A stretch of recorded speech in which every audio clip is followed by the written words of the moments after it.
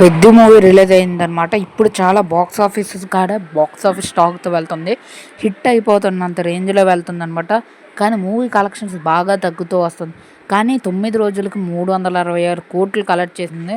South ఇండియాలో number 1 grosser అయిందనమాట అంట. 9 రోజుల్లో 366 కోట్లు కలెక్ట్ చేసింది. అయితే ఈ మూవీ మన తెలుగు స్టేట్స్ అంతా కలిపి 366 కోట్లు కలెక్ట్ చేసింది. అయితే ఈ మూవీ అన్ని స్టేట్స్గా డివైడ్ చేద్దాం. అంటే మన తెలుగులో ఎంత కలెక్ట్ చేసింది, కేరళలో ఎంత కలెక్ట్ చేసింది, తమిళ్లో ఎంత కలెక్ట్ చేసిందో, తర్వాత నార్త్ ఇండియాలో ఎంత కలెక్ట్ చేసింది సబ్స్క్రైబ్ చేసుకోండి. అయితే చూడండి, బోత్ ఆంధ్ర ఇంకా తెలంగాణ మన తెలుగు స్టేట్స్లో అయితే 171.5 కోట్లు కలెక్ట్ చేసిందనమాట.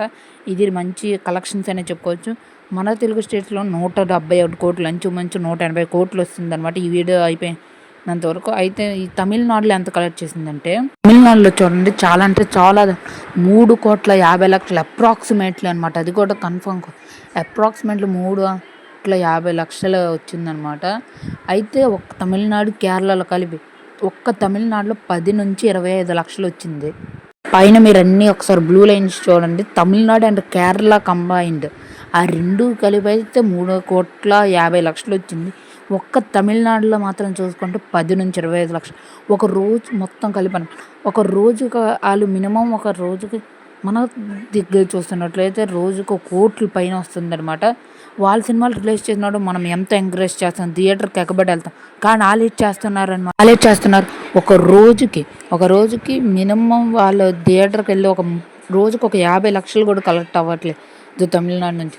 మరి ఇంత తక్కువ అవుతుంది తమిళనాడు నుంచి అంటే మనం వాళ్ళ సినిమాకి అంత ఎంకరేజ్ చేస్తాం, అంత హైట్ చేస్తాం.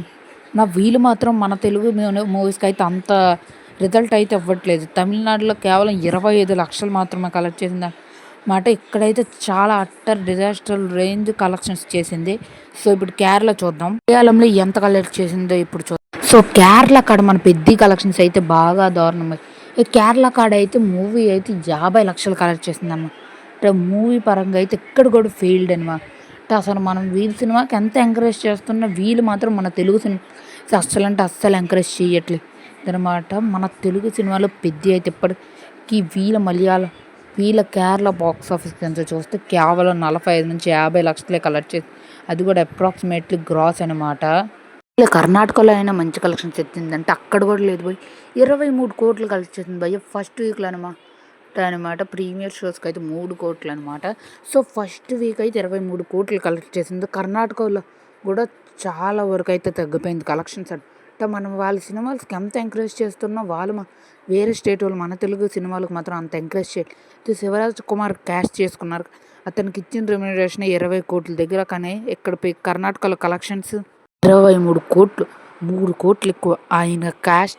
ఆయన తీసుకున్న రెమ్యూనరేషన్కి ఒక 10 కోట్లు, 5 కోట్లు ఎక్కువ ఉండడానికి కూడా లేదు. కేవలం 3 కోట్లు ఎక్కువ ఉంది.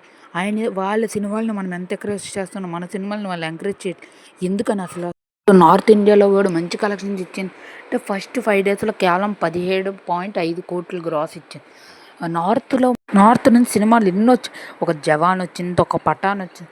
ఇది వరకు 1000 కోట్ల వరకు వచ్చిందన్నమాట. 1000 కోట్ల కలెక్షన్స్లో మన తెలుగు వాళ్ళు కూడా ఎంతో మంది వెళ్ళే థియేటర్కి ఎగబడి వెళ్తారు నార్త్ వాళ్ళ సినిమా. ఎవరి సినిమాలు అన్నా చూడ్డం. కానీ వాళ్ళు మనల్ని కేర్ చేస్తున్నారు. మనం వాళ్ళ స్టేట్ మూవీస్ని ఎంత ఎంకరేజ్ చేస్తాం, వాళ్ళు మాత్రం మన తెలుగు ఫిలిమ్స్ని అయితే అస్సలు లెక్క చేయరు. ప్రతి స్టేట్ కాడ అయితే చాలా అంటే చాలా తక్కువ కలెక్షన్స్ వచ్చాయి.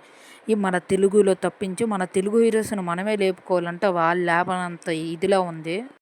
ఈ కలెక్షన్స్ మీద మీకేమనిపిస్తుందో కింద కామెంట్ చేయండి. కానీ పెద్ద మూవీ కలెక్షన్స్ కూడా చాలా అంటే చాలా తగ్గిపోతున్నాయి దీనివల్ల. సో ఈ మూవీ హిట్ అవడం కూడా కష్టమనే మాట్లాడుకోవాలి. మూవీ పరంగా అయితే మ్యాక్సిమం హిట్ అయిపోయే ఛాన్సెస్ ఉన్నా మూవీ కలెక్షన్స్ రోజు రోజుకి తగ్గడం వలన ఫ్లాప్ అయ్యే అవకాశాలు కనిపిస్తున్నాయి. కానీ ఎలాగైనా మనం ఈ మూవీని హిట్ చేయించేస్తాం. సో ఈ వీడియోకి లైక్ అండ్ సబ్స్క్రైబ్ చేసుకోండి. Thank you.